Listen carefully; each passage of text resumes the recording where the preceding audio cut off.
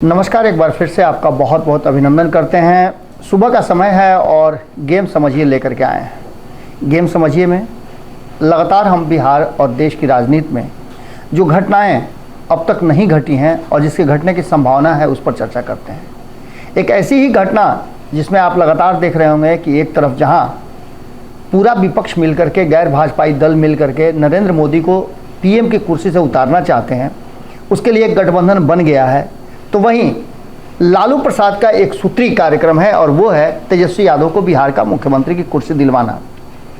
ये पूरा का पूरा मामला अब आपको समझ में आ रहा होगा, लेकिन इससे पहले आपको बता दें कि नीतीश कुमार ने इस तरह से पूरा का पूरा मामला उलझा दिया है जिससे लालू प्रसाद की सारी जो रणनीति है वो रणनीति कहीं ना कहीं आकर के अटक जा रही है।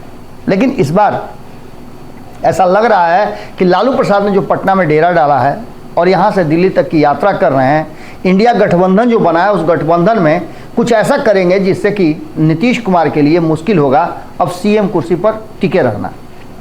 स्वेच्छा से हो गई तो ठीक है, नहीं स्वेच्छा से हुई तो विपक्ष तो कह ही रहा है कि नीतीश कुमार से कभी भी लालू प्रसाद कुर्सी छीन सकते हैं।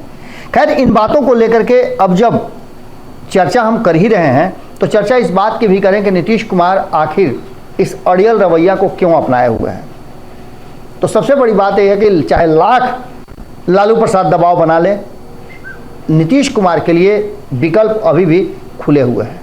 हमने आपको खबरों में बताया था कि नीतीश कुमार अभी भी एक खिड़की खोल करके रखे हुए हैं और उनके पास दो ही विकल्प है। एक, या तो वो मोदी विरोधी गठबंधन के साथ रहें या फिर मोदी के साथ रहें।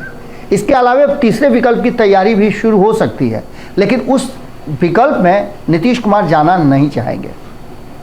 अगर बहुत ज़्यादा यहाँ परेशानी हुई तो 2017 की तरह नीतीश कुमार एक बार फिर से स्विच कर सकते हैं। अब इस बात को लेकर के आपको भरोसा हो या नहीं हो, लेकिन लालू प्रसाद जिस रणनीति के साथ चल रहे हैं वो रणनीति बता रही है कि नीतीश कुमार के लिए मुश्किल होगा और उन्हें दबाव झेलना पड़ेगा मुख्यमंत्री की कुर्सी छोड़ने के लिए।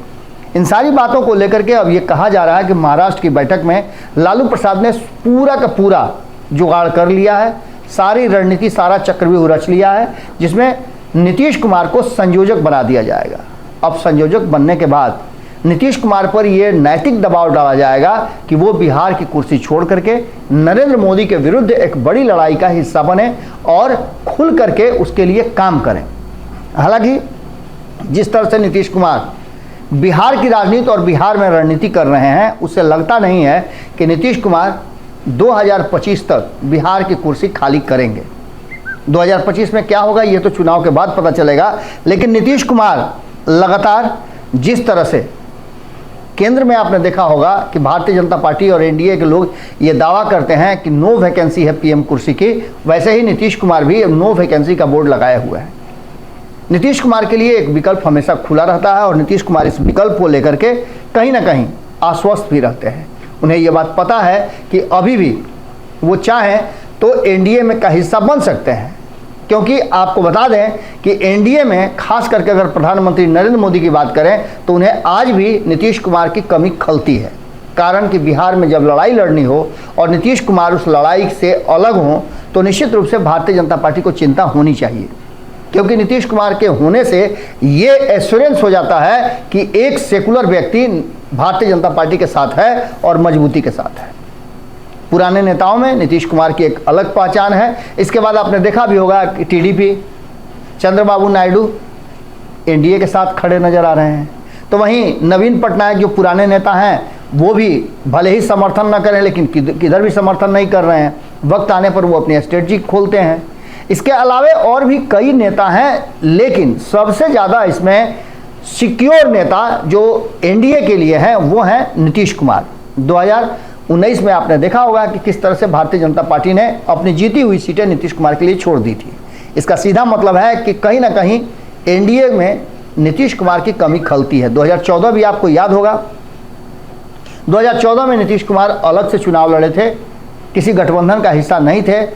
उस स्थिति के बाद 2019 में बहुत बेहतरीन प्रदर्शन बिहार में हुआ, जहां एक तरफ 31 सीटें जीत करके इंडिया आई थी, तो 2019 में 39 सीटें जीत करके आई और अब इस सारी प्रक्रिया में कहीं ना कहीं एक बात साफ नजर आ रहा है कि जिस तरह से नीतीश कुमार के साथ तेजस्वी यादव आए, क्या दोनों के बीच में बातचीत हुई, इन बातों का खुलासा तो नहीं हुआ है, लेकिन वर्तमान में जो परिस्थितियां सामने बनी हैं वो साफ बता रही हैं कि राष्ट्रीय जनता दल अपने क्षत्रपों को खुला छूट दे चुका है कि आप अब अपने हिसाब से भी चीज़ों को रखें। सुनील सिंह की प्रतिक्रिया आप देख ही रहे होंगे। इसके अलावा और भी कई हैं, यहाँ तक कि एक तरफ आप देखिएगा कि एग्रेसिव राजनीति हो रही है, तो दूसरे तरफ एक कुनबा ऐसा है लालू प्रसाद के करीब वाला जो बार बार नीतीश कुमार को प्रधानमंत्री का उम्मीदवार बता रहा है। इन सारी बातों के बीच नीतीश कुमार को लेकर के जितना कॉन्फिडेंट नीतीश कुमार नहीं है, उससे ज़्यादा कॉन्फिडेंट लग रहे हैं लालू प्रसाद। लालू प्रसाद को ऐसा लगता है कि कांग्रेस के साथ उनके बेहतर संबंधों को लेकर के नीतीश कुमार पर दबाव बनाया जा सकता है। राहुल गांधी के साथ मुलाकात के बाद ये बातें खुल करके सामने आई कि कहीं ना कहीं कांग्रेस को लालू प्रसाद ने तत्काल के लिए रोक लिया है और नीतीश कुमार को संयोजक बनवा करके बिहार की कुर्सी छोड़वाना चाहते हैं। अब ऐसी स्थिति में कहा यह जा रहा है कि महाराष्ट्र की बैठक के बाद नीतीश कुमार तेजस्वी के लिए सीएम की कुर्सी छोड़ देंगे। क्या यह संभव लगता है आपको? तेजस्वी यादव के समर्थक अगर ये बात सोचते हैं तो निश्चित रूप से जब यह खबर आप देख रहे होंगे तब तेजस्वी यादव को गांधी मैदान के प्राचीर से झंडा फहराना चाहिए था, क्योंकि जब 2022 में नीतीश कुमार और तेजस्वी यादव साथ आए थे तो ये बातें कही जा रही थी कि 3 से 6 महीने के अंदर में नीतीश कुमार तेजस्वी यादव को कुर्सी सौंप देंगे और अपने केंद्र की राजनीति में जाएंगे। लेकिन 1 साल बीत जाने के बाद भी कोई उस पर अंतर नहीं आया और न नीतीश कुमार ने किसी कमिटमेंट की बात कही। यहाँ तक कि अगर किसी ने कहा भी कि नीतीश कुमार समय समय पर जो कह रहे हैं कि अब मेरे बाद तो इन्हीं लोगों को देखना है, उसको लेकर के भी नीतीश कुमार ने स्पष्ट कर दिया कि 2025 में क्या होगा देखा जाएगा, क्योंकि अब इन्हीं लोगों को न देखना है। लेकिन 2025 तक का एश्योरेंस ले चुके हैं। तो ऐसी स्थिति में अगर तेजस्वी यादव के लोग ये सोचते हैं कि महाराष्ट्र बैठक के बाद नीतीश कुमार तेजस्वी यादव के लिए कुर्सी छोड़ देंगे तो ये संभव नहीं लगता है। इसके साथ साथ आपको बता दें कि नीतीश कुमार के लिए सबसे महत्वपूर्ण और सबसे ज़रूरी है कि वो इस कुर्सी पर टिके रहें, क्योंकि नीतीश कुमार को पता है कि एक बार कुर्सी छोड़ देने के बाद उनके लिए मुश्किल होगा उस कुर्सी को फिर से वापस लेना। ऐसा एक बार ऑलरेडी कर चुके हैं नीतीश कुमार। जब जीतन राम मांझी को दिए थे तो नाको चने चबवा दिया था जीतन राम मांझी ने। अब जबकि एक बड़ा ही गंभीर और कहा जा रहा है कि अलग तरह का विषय आ गया है, जिसमें 2024 में नरेंद्र मोदी को और एनडीए को सत्ता से बाहर करना है, उसके लिए इंडिया गठबंधन पूरी मजबूती के साथ काम कर रहा है। तो वहीं बिहार में एक बड़ी लड़ाई चल रही है नीतीश से को कुर्सी से हटाकर तेजस्वी को बैठाने की। देखना दिलचस्प होगा कि लालू प्रसाद जो कि पूरी तरह से नीतीश कुमार के शिकंजे में फंसे हुए हैं, वो कैसे इससे निकलते हैं, क्योंकि लालू प्रसाद को यह भी कहा जाता है कि वो हर तरह के समस्या का समाधान खोज लेते हैं। अब सबसे बड़ी समस्या है नीतीश कुमार से कुर्सी लेकर के तेजस्वी यादव को देना।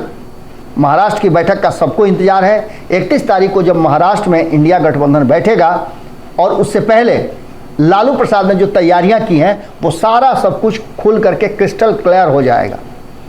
आने वाले जो बिहार और देश की राजनीति होगी उसकी दशा और दिशा आने वाले समय में तय होगा।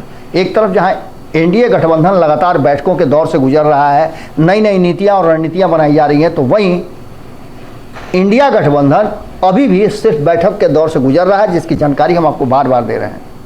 देखना दिलचस्प होगा कि अगर नीतीश कुमार कुर्सी नहीं देते हैं तेजस्वी यादव को तो उसके बाद किस तरह की राजनीति और रणनीति होती है। इतना तो मान के चलिए आप कि इस बार लालू प्रसाद भी पूरी तरह से कमर कस चुके हैं। हमने आपको खबरों में बताया था कि यदि नीतीश कुमार एनडीए से नज़दीकी बढ़ा रहे हैं तो कहीं ना कहीं लालू प्रसाद भी पीछे नहीं है।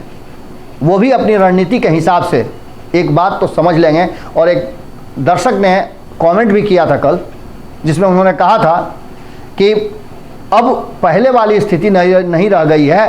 राष्ट्रीय जनता दल को चाहिए कि वो भारतीय जनता पार्टी के साथ मिलकर के बिहार में सरकार बनाए और केंद्र की राजनीति में भी वो इस दकियानूसी बातों को छोड़ करके आगे निकले देश के सवाल पर। अब इसमें कितनी सच्चाई है, कितना जो राष्ट्रीय जनता दल है वो अपनी इस बात को लेकर के एग्रेसिव राजनीति करेगा, लेकिन एक बात तो तय मान के चलिए कि कहीं ना कहीं जो चीज़ें सामने नज़र आ रही हैं वो बता रही हैं कि नीतीश कुमार के लिए लालू प्रसाद कहीं ना कहीं कठिन परिस्थितियां जरूर पैदा करेंगे और महाराष्ट्र की बैठक के बाद बहुत कुछ सामने निकल करके आएगा। कई संभावनाएं हैं, कई कयास लगाए जा रहे हैं, लेकिन उन कयासों में एक बात तो साफ नज़र आ रही है कि नीतीश कुमार जिस कुर्सी पर बैठे हैं उस कुर्सी का जो 4 पौआ है उसको हिलाने के लिए पहले भाजपा ने तैयारी की, अब उसके बाद लालू प्रसाद तैयारी कर रहे हैं। देखना दिलचस्प होगा कि नीतीश कुमार, जबकि इस गठबंधन में बिल्कुल अलग थलग पड़े हुए हैं,